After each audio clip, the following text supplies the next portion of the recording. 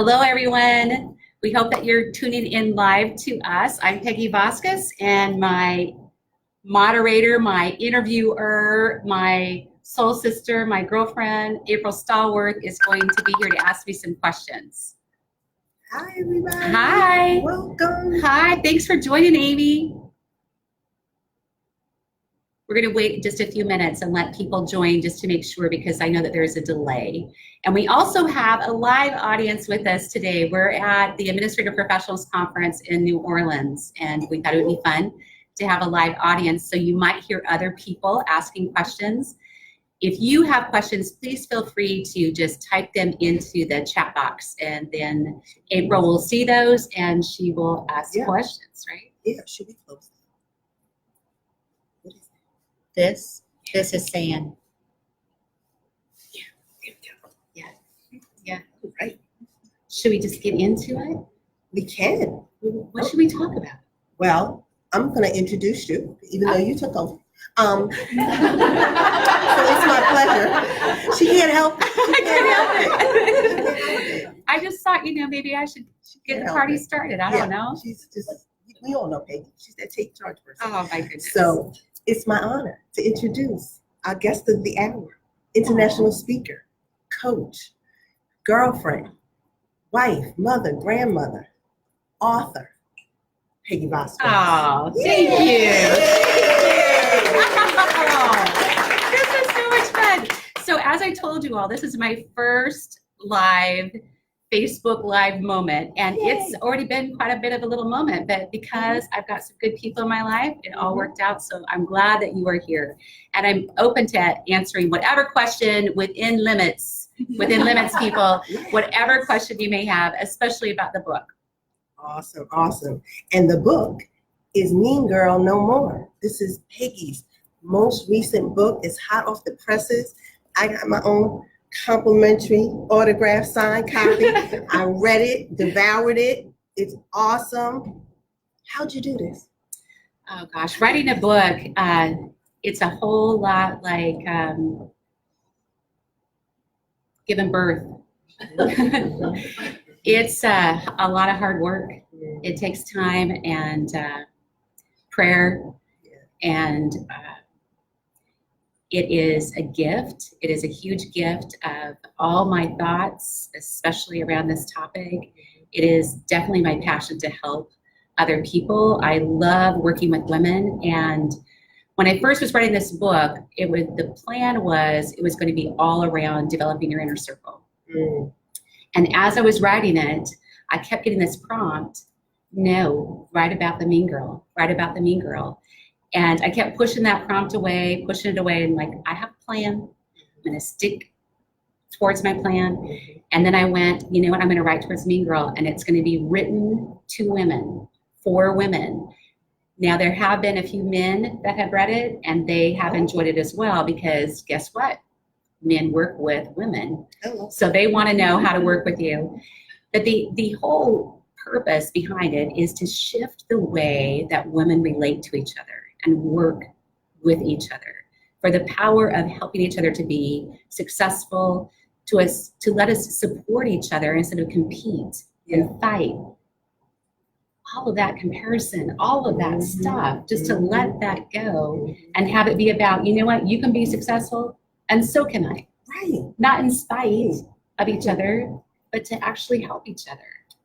So yeah, it took me about 4 months to write it, and then a couple months of editing, and first time publishing on Amazon. A little tiny bit difficult for first time author publishing on their own, but it is great now because everything goes through Amazon. I don't do shipping. I don't do tracking. Love it. Amazon takes care of all of it, so that's super rewarding. Yeah, awesome. Shout out to Amazon Prime. Yeah. So let me first ask you, what actually is a mean girl? Ooh, well, let's talk about those mean girls. Those really great mean girls. They're the girls who sabotage you, who set you up for failure, who exclude you, who intentionally leave you out, not just of an event, but a meeting, leaving you out of the loop for information, doing all they can to make you less than who they're trying to be. Ultimately, I believe that a mean girl is a hurt woman. And so what she's doing is she's hurting others. That's why, to me, one of your biggest ways to deal with a mean girl is with compassion. Yeah. Just as you would someone who's hurting. And if you can deal with them with compassion, instead of being frustrated, and you can look at them and say, what are you afraid of? Yeah. Now you're not going to be afraid of them because you're recognizing that they've got fear inside of them. Yeah. You're recognizing that they've got a problem. You can look at them through the eyes of compassion and just say, okay, I understand you're hurting. And now I can say what needs to be said. Yeah. I don't have to be afraid of you. That's good. That's good. Hi. Somebody's trying to call you. Sorry. Sorry, not to get the phone calls right now. Sorry. We got a bunch of people on here. Yeah, we Say do. hi. Hi. Hi. Everybody's on it. They're excited. Oh my Hello, goodness, Peggy, Linda, Jackie, Nora. Shout out to you guys. Thanks for tuning in. Yeah. Oh, how fun. I loved from your book all the different stories. That, well, it's kind of sad that there were so many stories, but that women were willing to share their specific personal stories of interacting with mean girls, being mean girls, like all of it. Like they just poured their heart out to you. It was amazing. That was another prompt I had, not my plan, but this prompt as I was writing the book. I had written some stories that I experienced, and I thought, gosh, it'd be even more powerful to have stories from other women and stories from women from other countries, stories from women in other professions. And so I just put out a call on social media and people started submitting stories and they gave me full creative license. Most of them are anonymous. There's a few people who were extremely brave and said, no, go ahead and put my name out there. But there's stories, anything from the workplace to families, friends, leaving religion. I mean, overcoming tremendous struggles, landing a dream job only to find out that it was filled with mean girls. And had to leave that dream job.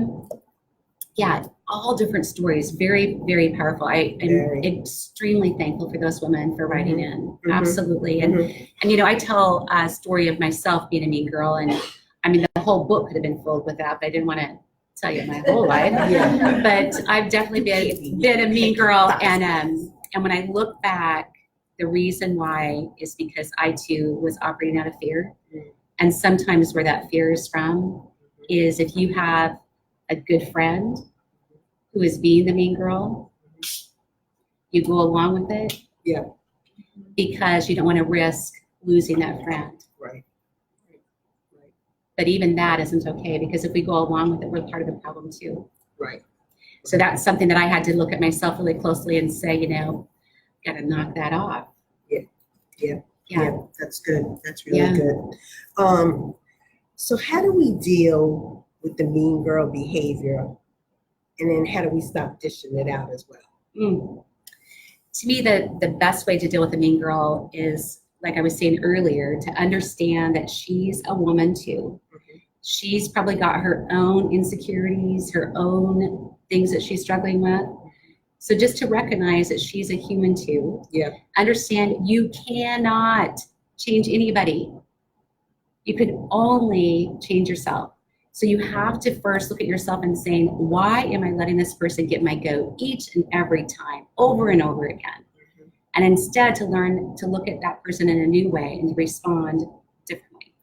Because whatever we react to, we give our power to. That's good. And then we get to live with what we gave our power to. So I don't want to give my power to a mean girl. No. I want to give my power to myself. So I'm going to choose to respond instead of react. As far as to stop dishing it out, you got to build yourself up. You got to build yourself up so that you can be a strong, confident woman. And I give tons of advice for how to do that. The Sure thing that do. helps me the most is to surround myself with a powerful inner circle, Mhm. a group of people who have my back no matter what, Mhm. the people who will tell me what I need to hear. One of those people is in this room today. Oh. People who will tell me what I need to hear, even if it hurts a little. You know, kind of like that backhanded compliment. Where it's like, Mhm. ooh, Yeah. that really hurt, but yes, okay, you're right. You're Mhm. right. Not the one that's in your back, Right. not that kind, Right. but the kind that will help you. It's like when you had that pity party Mhm. and you're on the sofa Mhm. and you can be there for a little bit. Yep. But you need somebody to come along and kick you Yep. Yeah. to get off of the sofa Yep. and start moving forward again. Mhm. Mhm. Yeah, having that group of people that surround you and lift you up and support you. One of my close friends recently told me, Peggy, you would not be half the woman that you are today without your husband. Mm. 100% true. I love that. 100% true. I love Mhm. that. Have yourself a strong support system. Mhm. Build on yourself. Take training. Take training. Read books. Watch videos. Listen to podcasts. Invest in yourself. Yes. Have a dream and follow it. Mhm. Know that that dream is planted in your heart for a reason and go after it. Mhm. And I love that you talk about all of that. So it's not just a book about Mean Girls. No, That's part of the story. it's a part of it. It's the part that holds us back. Right. Right. But it's really tapping into who you are. Mhm. Because I think sometimes as women, we kind of put our dreams on the shelf We do. And why do we do that? because we got husbands and kids and everybody needs Yeah. something. We're constantly on the support side. We're the one taking care of everybody else. Yes. And then what about this person? What about this person? And you know what? If you aren't a happy person, you're going to more than likely have those mean girl behaviors. You're Mm. going to have those tendencies. But if you are a whole woman, if you feel good about who you are, if you have built the life that you wanted to build, Mhm. you're going to be stronger, which right. means you can help even more people. That's right. Yeah, we've got to stop putting ourselves on the back burner because it's like that saying about, you know, if you're empty, Yes. you don't have anything to give. No. So you got to take care of you too. Right. Self-care is not Yes. selfish. No. It's selfless. Yes. Because the more you have built up within you, the more you have to give to others. Absolutely. So if you can't quite accept, I'm going to take on self-care or I'm going to pour into myself because like I don't feel like I deserve it, whatever. Change your mindset and say, Absolutely. I have to do this Yes. so that I can better uplift the people that are around me. Mm-hmm. So even if you can't do it for yourself, do it for them.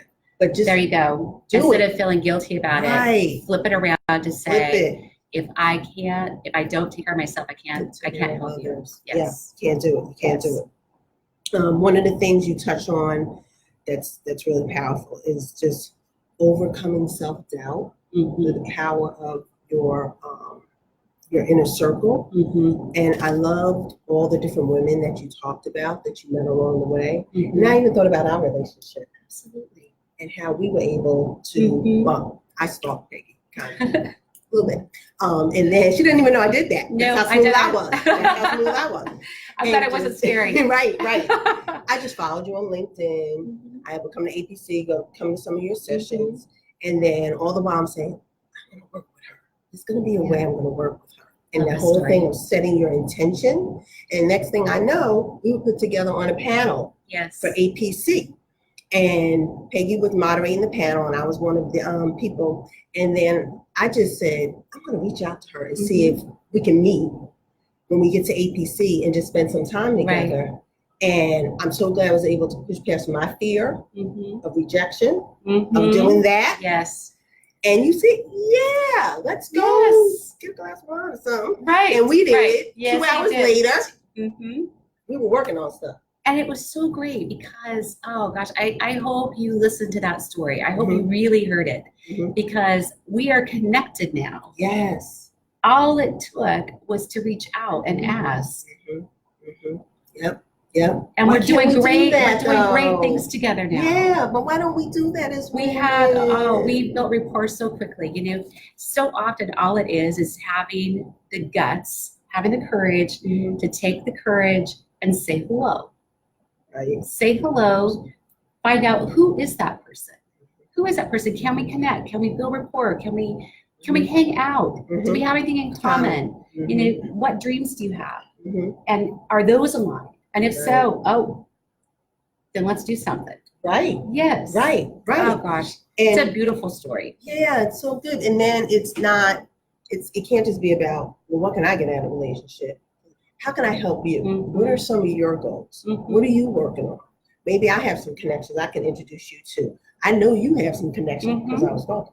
That I need to meet. So maybe we can help each other. And if you come with the willingness to serve as opposed to take, I think something different happens, some shifts. Oh, I completely agree. Completely. I mean, I think back along my journey, there's been so many different people who have helped me. And it just reminds me of when you're helping someone else, whether you're mentoring them, whether you're serving them in any capacity that you're helping someone, you feel good, don't you? You feel good. It's that's where that whole saying of we rise by lifting others, because it makes us feel good. And so I think that that's another reason why most people don't want, when they think of building an inner circle, they think, okay, that's networking. But it's not. Right. Because to me, networking is more about getting a whole bunch of contacts to help me get what I want. Where developing your inner circle is about connecting, which is about building relationships. Completely different, because building relationship doesn't mean I want something from you. Right. What do you got to give me? It means I want to connect with you. I want to have a relationship. I want to know who you are. So where are you going? What do you want? Is there anything I can do to help you? Yeah. Completely different. Completely different. That's really good. One of the other things you talked about in the book, you have a practice that you do every day, the first part of your day. And that was so powerful to me, because I'm a little lax on doing stuff like that, because I'm always running. But can you talk about that real quick, your practice?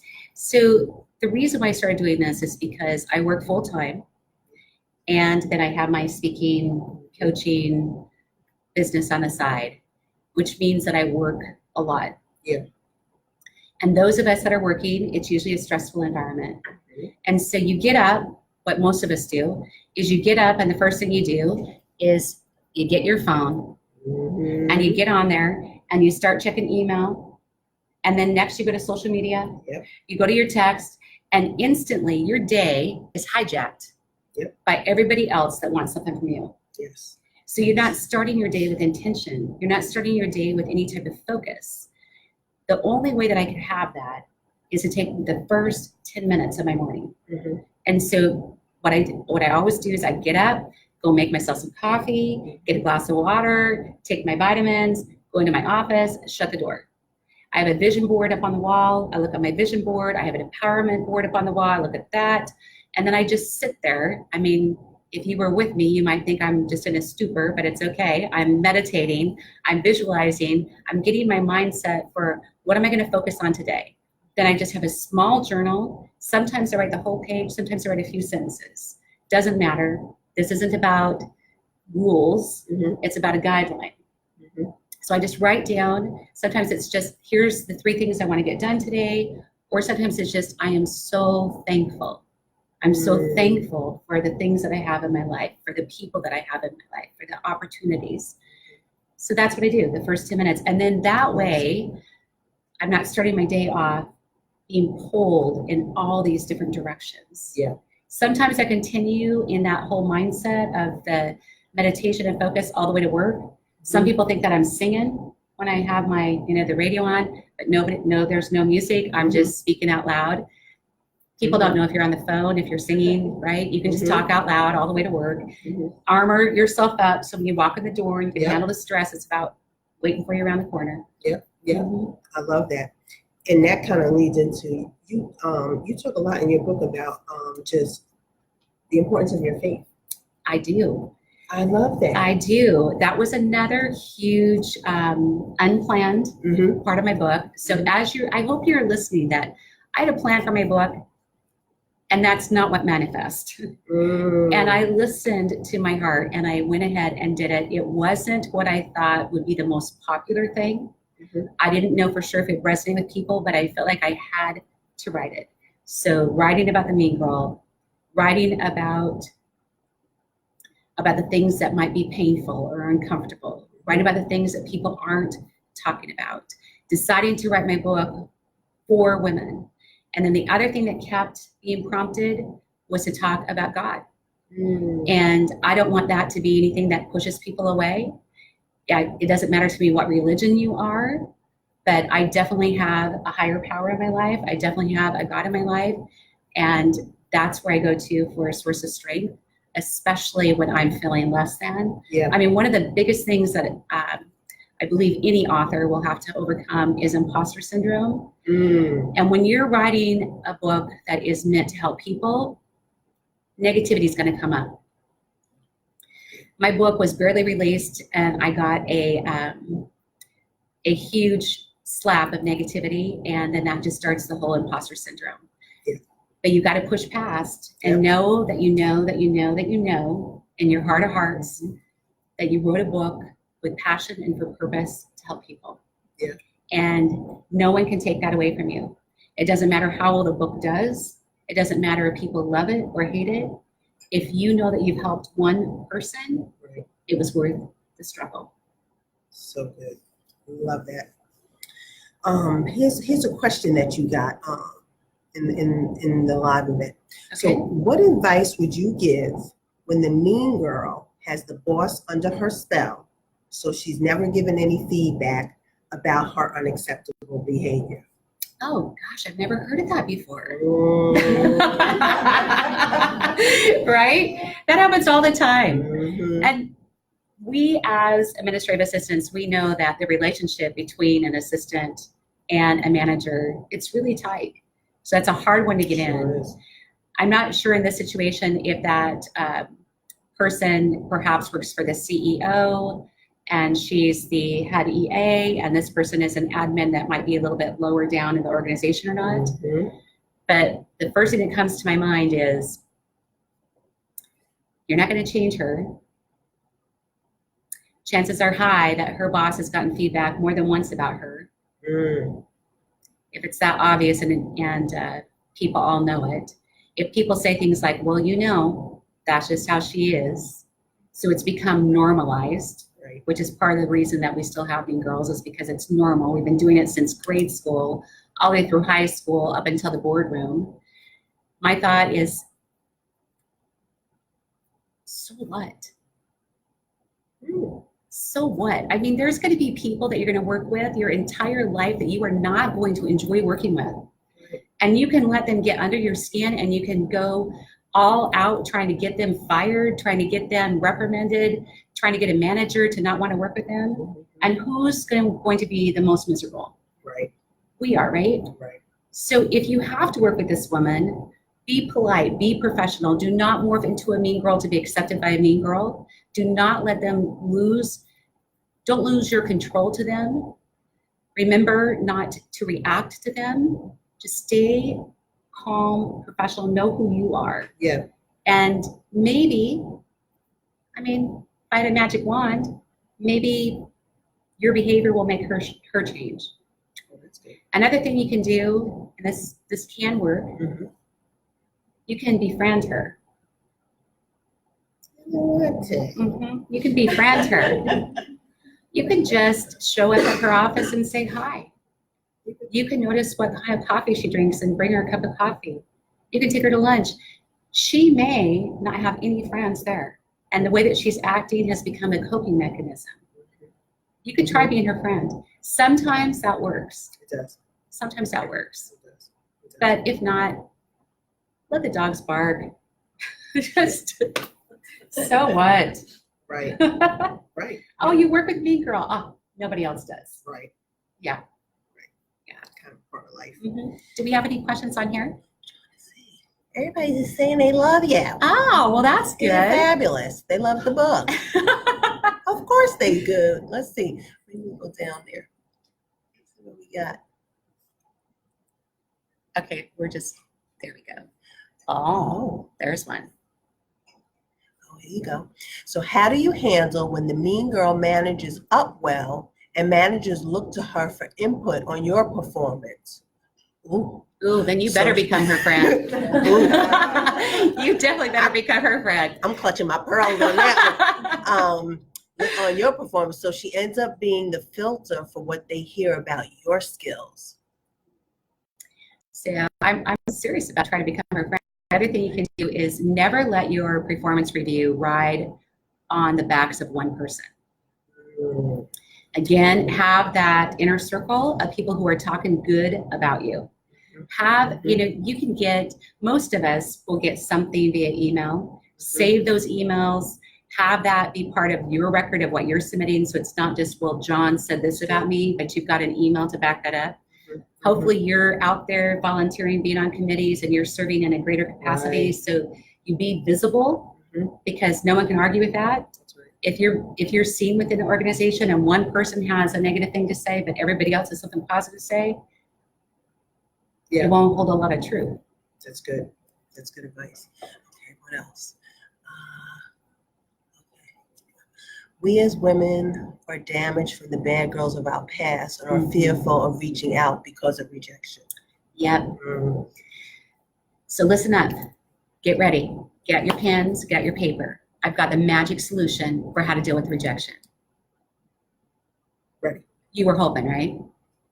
There's no magic solution for rejection. We all get rejected. Every single one of us gets rejected. I don't care if you are the president, if you are the assistant, it doesn't matter. We all get rejected. Yeah. Every single one of us. But you got to take the risk to get the reward. That's good. You got to take the risk to get the reward. And the risk isn't heavy. The risk is just like what you did when we met. You walk up to somebody and you say, hello. Right. I'm Peggy. What was your name? Right. You make a connection. That's all the risk is. If you get rejected, fine. Right. Fine. You just go and find somebody else that you can connect with. But if you get rejected constantly, I'm talking like 5 times a day, every time you go to a conference, you can't connect with anybody, you know how to contact me. Reach out to me, let me help you, because it might be something way deeper. And I don't want to put this off as something that is humorous. Right. Because if that's something that's happening to you on a regular basis, then you probably need to tweak your approach slightly. Yep, maybe you need a little coach there. You got a coach here. Yeah. Coach. Yeah. What else we got?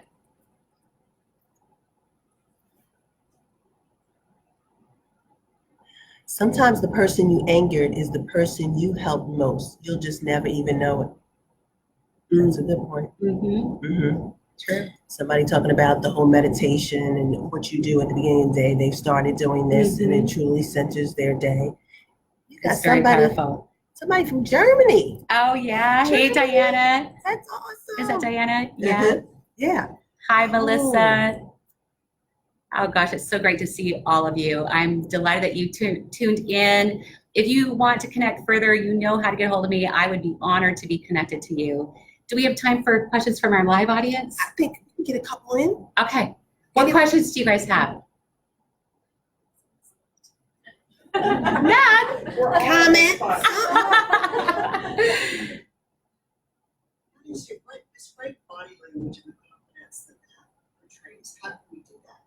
So the question is, how do you portray confidence through your body language? I'm sitting here thinking we're probably not quite sitting the way that we should because we're kind of slouched over. No, honestly, one of the things that works so well is if you imagine a string, if you had a string right by your rib cage and you pulled it up all the way up to the ceiling, the way that that lifts your body up, shoulders back, head up, that alone, like now I wish that I could do a whole presentation on this, but we don't have time for that. When you see somebody that is holding their body in a nice, confident position, their shoulders are back, their head is up, versus all slouched over, you can tell the difference between confidence and not having confidence, whether you're seated or how you're walking. You look people in the eye. Looking people in the eye is so important because it tells people that you are trustworthy, that you don't have anything to hide. Making sure that you're smiling at people. A smile. So simple, but so powerful. So powerful. And confidence being projected not just with your words, but how you behave, how you respond to people, how you put yourself together. it's your whole entire image. It's not just the clothes on your back, but it's your whole entire image. Body language is extremely powerful. If you haven't already, I encourage you to check out Amy Cuddy's TED Talk on body language. Really powerful. Good. Awesome. Yes. You talked about so many things about the book being unexpected or not what you had planned. Mm-hmm. What is, or what has been your favorite unexpected outcome from this book process? What has been my favorite unexpected outcome of this book? Okay, I'm just going to answer the question completely candidly. That it became a bestseller. Oh my gosh, you guys! In the women in business category on Amazon, it has hit all the way up to 67. It's kind of been down and up and down, up and down. It changes hourly. But when I saw that, I was blown away. Oh my gosh, so big thanks to everybody who's purchased a copy. Totally did not expect it. I wanted it, but I really didn't expect it. You know, it's kind of like a hope of a hope of a hope. Yeah. Yeah. Is that it? It's great. Yeah. Oh my God. You didn't know? No. Oh my gosh, yeah. I'm Yes, so that's excited. amazing. Really excited. Yeah. But that don't mean we don't need y'all to go out and get the book. I need Yes. everybody to go out and get the book. And I'll We tell know you these what, people already have it though. one Tell of the everybody things else. that's still coming is a facilitator's guide for the book. My goal is that you will buy a copy for your friends, create a book club. Mhm. You'll have the facilitator guide and go through the book, because if we're going to truly shift the way that women interact with each other, Mhm. the way that we work together, the way that we communicate, the way that we lift each other up, if we're going to switch from sabotage to support, it's going to take a group of women. Mhm. It's not going to be onesies. It's going to be a whole group of people.